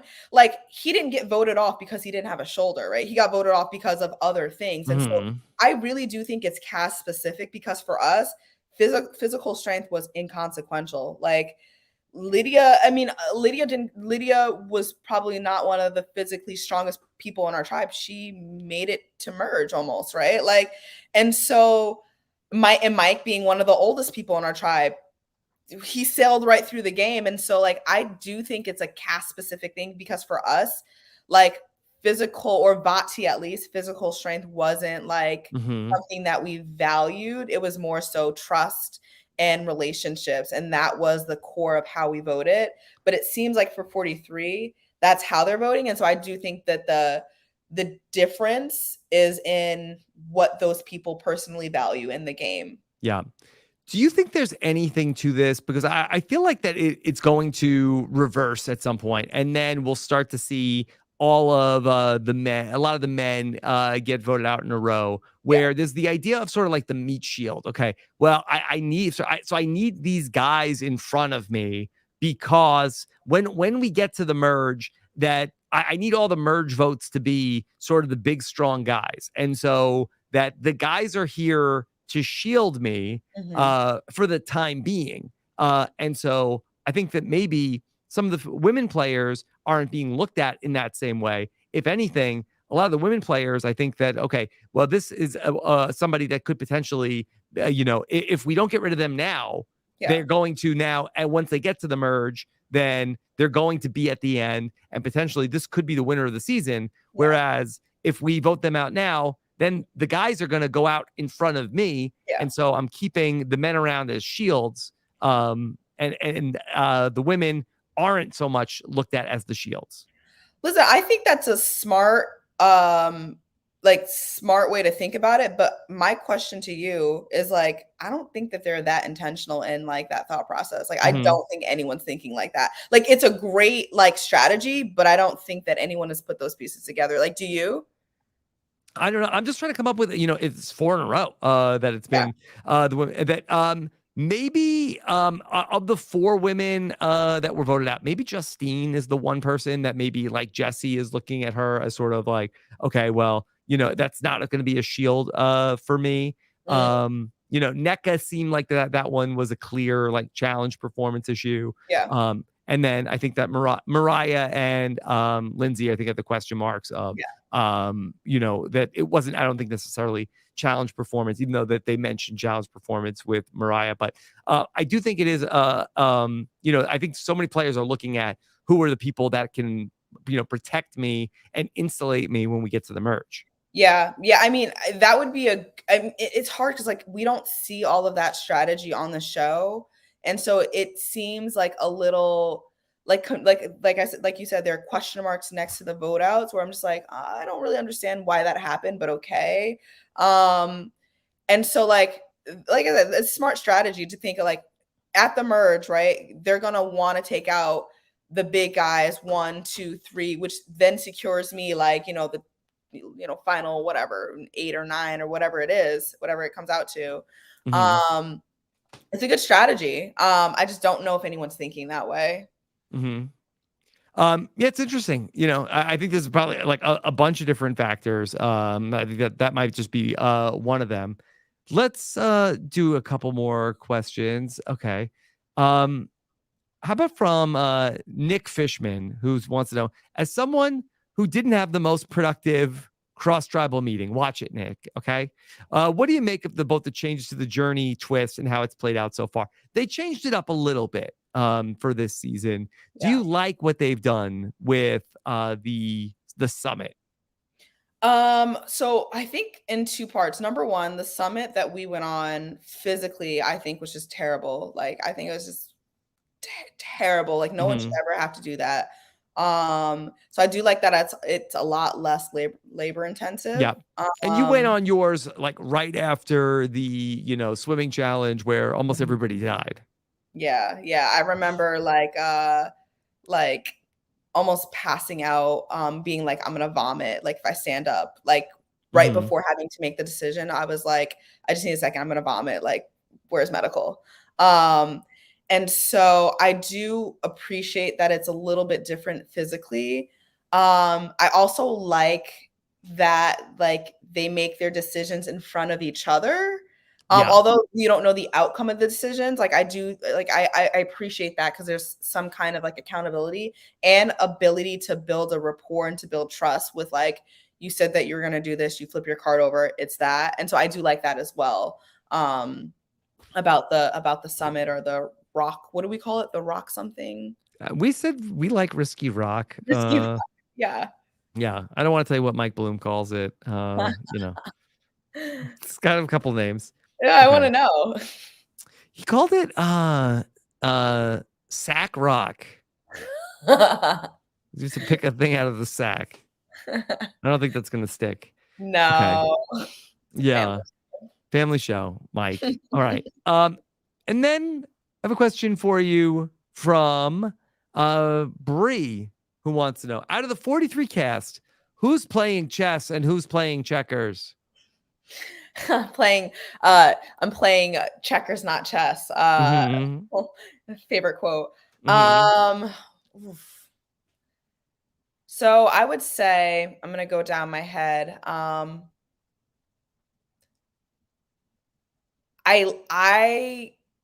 hmm, I think we've seen a strong showing from Ellie, right? Yeah. I think maybe a little bit too strong, too soon. But we've seen a strong I think Carla, I really like Carla's game, honestly. I really do. I think it's again, this is me. It's steady, it's thoughtful, it's not impulsive. Um, Janine, my girl Janine, who I cannot wait to see more of. I like that she is aggressively like was like, oh, let's just go through his bag. Mm-hmm. Um, Would you do that? Would you go through somebody's bag? My second time, absolutely. My first Yes. Okay. time, No. I might have been a little bit more, playing a scary game. No. Um, if it came to, I don't know, actually. I don't know. But I like that. Like that's something that like I think is exciting, it's entertaining. Yeah, and I would say like I'm really enjoying I like James too. Like James is playing a lot like cuz I saw James preseason stuff and I think I expected him to play a certain way, but I really like the way that he's playing as well. Is there a player in this season that you relate to that you think is a Chanelle type of player? The Chanelle player in her head or the Chanelle player that actually showed up on Hmm. Survivor 42. Um oof, trying to think. I don't know. You know what the thing is? Because it's so early still, and I know we're like 4 episodes in, so it's not that early, Hmm. but I feel like I'm still learning everyone's games. I'm still trying to, like, wrap my head around, what like, what people like, how people are playing, what their strategies are. I think we're getting a lot of personal segments, and I really do want more, like, strategy. I want more camp life. I want more of that. So I wish I could answer that question better right now. Maybe yeah, maybe ask me that question on November 2nd. Okay. Nathan wanted to ask you in this new era, what does a good Survivor game plan look like? So great to have met you at the NYC Know-It-Alls. Oh, yay. Hi, Ryan. In the new And era Nathan, Nathan, Nathan. sorry. Yes. Hi, Nathan. What did I say? Hi, Ryan. Hi, Nathan. Sorry. Yes. Um, Number 1, flexibility and adaptability. Like being able, and I mentioned this earlier in the game, but like the way that like Lindsay was becoming very paranoid and like they switched the decision very quickly. I'm not saying that that decision itself was good. It might have been good for one, not good for the other, but the ability to pivot very quickly and very decisively, I think is important. And to not be very staunch and like what you are thinking, like you're going to have to be flexible. I think for me, not being emotional about your decisions, like because like in a game where you are going to that's going to be a lot more fluid, right? Meaning you might not be in an alliance of 7 from merge on, or you might not be in a majority alliance. Like it's going to switch. Like being able to not be emotional about the decisions. Like, hey, you might have voted against me this one, but the next one I might need your vote, and we can move forward, right? And so I would say like not being emotional, being flexible, being able to pivot and being decisive very quickly. Are all going to be pretty like important things in the new era of Survivor. But I don't think that's actually that new. I think that we've seen that since like, late 30s. Hmm. What do you think, Rob? The what does the good game plan look like? Yeah, I think that flexibility. I think also I think that sort of like the aggressive mindset. I do think that sort of like passive gameplay, which I think would be more natural to me. I have to be honest that I think that the way I would play the game would be more suited to sort of like, okay, wait it out. Probably very similar to what you described of the way that the old Chanelle would have gone into the game. Yeah. And I think that, okay, like sort of like, okay, let's just wait this out, play the long game. Like, let's not play too hard, too fast. Now, I do think that with the 26-day game, I think that you do want to, without being like overly aggressive, I do think that you want to be much more opportunistic. Yeah. I think that's a better word than aggressive. Yeah. I agree. Definitely. So, yeah, gotta be, ready to pounce on anything. The biggest fear that I had going into the game was like, what if I play it safe and then I go home and I'm like, wow, I never got to even do anything, Hmm. It's like you can play for day like 25 or 24, but like how devastated would you be if you got voted off on day 10 and you're like, I was just like kind of right in the middle and didn't do anything. You'd be Hmm. disappointed. So Yep. Yep. Not that I can relate to that. But you're absolutely right. Chanelle, what's next for you? What's next? Listen, I am having a lot of fun, like kind of living in this post like TV show world. I'm open to whatever opportunities The come next. challenge? I'm open to listen, call me. No, but You I'm open you to would do whatever. it.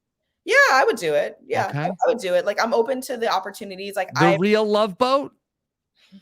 I don't know if I would do love. Like, Mhm. it's funny. My coworkers, they joke with me at work and they're like, so Chanelle, love is blind. And I'm like, you know what? I'm still single. So maybe. That's a commitment, Chanelle. Yeah, I know, right? Like you have to get engaged, or married. Like that's a little scary. But Yeah. I mean, they don't really stay married, but you do yeah, get married. Yeah. but yeah, I'm just having fun, honestly. I'm having fun. I'm living in the moment. I'm getting to know new people. Like I said, I'm a big community person, so I'm really entrenching myself in the community. I'm really excited for like Hearts of Reality and like the Know It All show and like Mhm. really excited to just like continue to meet people in the space. And so like You're a networker. I am naturally, right? Yeah. And also like that's just what I do for work too. So it just makes sense. But Mhm. Have you recruited anybody that was from this crazy reality TV family? not formally, but it's so funny because people will like I'll like be on the phone with people or people message me on LinkedIn and they'll try and pitch me on something and they're like, by the way, like loved you on Survivor, or they'll say like they'll mention it, on a call, like, okay, what was that like? Like that's actually really crazy. And sometimes I Yeah. like get recognized like at work and people are like, oh my God, you were on Survivor. And I'm like, yeah. Chanel, do you have a big following on LinkedIn? No, Oh. I barely post. Oh, okay. All right. Barely. Sometimes some people swear by LinkedIn. Yeah, I mean, I've heard that it's the next new wave of social media, Wow. but yeah, Gary Vaynerchuk, who I follow Yeah, very Gary V. Yeah, Gary sure. Vee, he believes in LinkedIn. I don't see the vision. Yeah, So he's like, you gotta make 4 LinkedIn posts a day. Like, oh my God, I don't have that much to say. exactly, very aggressive. But no, Hmm. no, I'm not Yeah. gonna. Okay. All right. Chanel, where can people follow you on LinkedIn? On No, all your socials? Yes. don't write me on LinkedIn, please, guys. What if people are looking for a job? Will you help them? Or Mm, or you'll call them. They don't call you. yeah, like I'll call you. I'll call Definitely, you. Yeah. definitely don't find me on LinkedIn. Don't Don't mess find do not. don't LinkedIn me. But Instagram, Chanelle Howell, no Hmm. spaces. My name is spelled here, Howell, Howell. TikTok, Chanelle.Howell, Hmm. which definitely engage with my content on TikTok. I will give you guys fun stuff, fun content, lots of food content because your girl Oh, loves to eat. Yeah. I'm like branding myself as like the New York City food enthusiast. So like if you are looking okay. for like a restaurant for a birthday or like a date night or like bomb ass food. So sorry about that. No problem. Bomb ass food. I'm coming right back. I'm Hmm. sorry about that. I don't know how to work a Yeah. MacBook really. Yeah. So food connoisseur. And then TikTok, Instagram, and then Twitter. I'm not really on Twitter that heavy, but like You're not missing anything. Chanelle.Howell Yeah. with 3 L's. Yeah, you're not missing anything. Me tweeting about Game of Hmm. Thrones. That's it. Oh, you watching? House of Dragon. Oh Yes. yeah. Yes. Oh yeah. You're enjoying it? Yes. Oh, I love it. It's like Yes. pretty much like the same level of excitement as Game of Thrones. I'm not gonna lie. Okay. Yeah. Is that a bold claim to make? No, I think I think some people were like in from the jump, and then other people were sort of like slow. But I think I find like this week I kind of came around like this is I, feels the same. yeah, like I'm digging the ancestral Rhaenyra and her uncle Yes. situation. Like I Okay. love it. It's giving me all kinds of life. Which is weird, but like I Yeah. love it. I love when he like spoiler alert, took the guy's head off for like, talking about Yeah, that's yeah. yes. Okay. You didn't say which guy. You didn't say which guy. I think we're fine. And yeah, my wife is really into it. Yeah. Like I'm surprised. I'm like she's like reading listening to the audiobooks now. What? Yeah. Wow. I didn't even realize it was a book, to be honest. It is. Yeah. Clearly. Now you know. All right. Well, Chanelle, thank you. I really enjoyed this. This was Yeah. very fun. Yeah. No, I Yeah. love this. Thank you for spending so much time with us here tonight. I will have an interview with Lindsay coming up on Friday, so be on the lookout for that. And then I will be live with Maggie Morgan on Friday night at 7:30 p.m. Eastern time. So be on the lookout for that, plus everything else in our Survivor podcast feed. You can find it all in our various podcast feeds at robisawebsite.com/subscribe. Plus, not to mention our recaps of The Amazing Race and The Real Love Boat. Thank you so much for joining us. Take care, everybody. Have a good one. Bye.